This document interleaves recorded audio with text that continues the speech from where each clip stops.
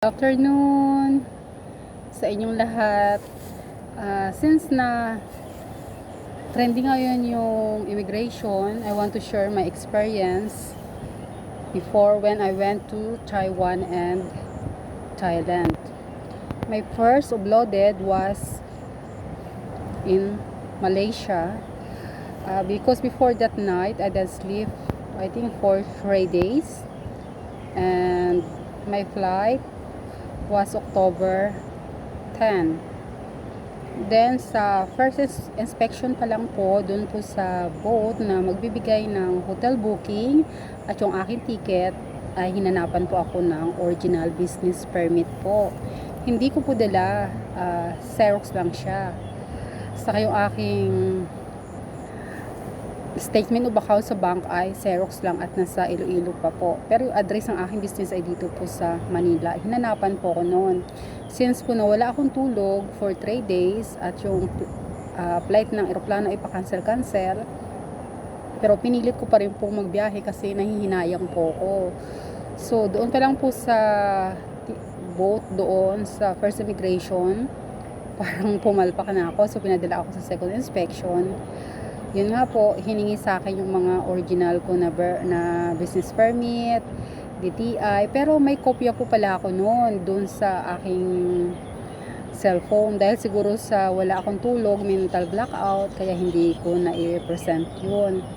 Tapos po, yung aking statement of account is from Iloilo is inconsistent. Yun po ang dahilan ng aking pagka-upload. Pero parang magalang naman po at mabait naman po yung immigration na nagtatanong sa akin. Kaya lang po, yung reklamo ko talaga is, bakit po 1:30 ang flight ko, alas 12 to 1, hindi pa po ako ini-interview. So, ang flight ko po kasi 1:30. So, parang saka wala naman tao po dun sa immigration dadalawa lang kami, yung isang lalaki na papuntang sa Singapore, offload din po siya. Ang sabi po sa akin ng nag-interview po sa akin, hindi ko po nakuha ang pangalan pero ano naman po siya, malambing naman magsalita. Sabi niya, Miss, bago ka pumunta sa ibang bansa, sabi niya, drive mo kaya muna yung Palawan or Boracay, ganyan. Pero syempre po ang sama-sama pa rin ang loob ko dahil hindi po ako nakapag-flight, diba? Pero umuwi po ako, parang ang sama ng pakiramdam ko, pinapawisan po ako ng yung malamig po siya na pawis po. Pero that time po, may booking na rin po ako ng Thailand. Tapos parang naramdaman ko hindi ako makakaalis. Pumunta ako dun sa AirAsia office, sabi ko, pwede po ba na ano na lang, kung pwede ilagay na lang dun sa Iloilo or whatever kung saan flight. Hindi daw pwede. So, wala akong magawa, pero I tried pa rin po na pumunta dun sa sa airport ng after 1 week, October 24 po yun. Ganun pa rin po, uploaded po ako 2 times. Pero yung mga hinanap po sa akin na mga original ay dinala ko na po. Kaya lang po, nakitaan na naman ako ng lusot. Kasi that time po, merong business, isang business na kailangan ko ng malaking pera. So, ang pera ko sa Iloilo ay kailangan kunin at dalhin dito sa Maynila, ihulog sa bank account ko dito sa Maynila. At time ko na yun, hinanapan ako uli ng statement of account. Kaya yun nga, nakita na malaki yung biglang hulog. Kaya doon uli ako in-upload. Siyempre, masama pa rin ang pakiramdam ko. Feeling ko, I'm a bad person na bakit hindi ako nakaalis.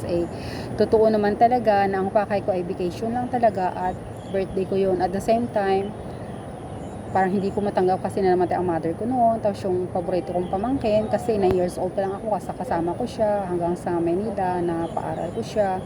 So, parang ang sakit-sakit, gusto ko makalimot. Tapos birthday ko pa, ganun ang nangyari sa akin.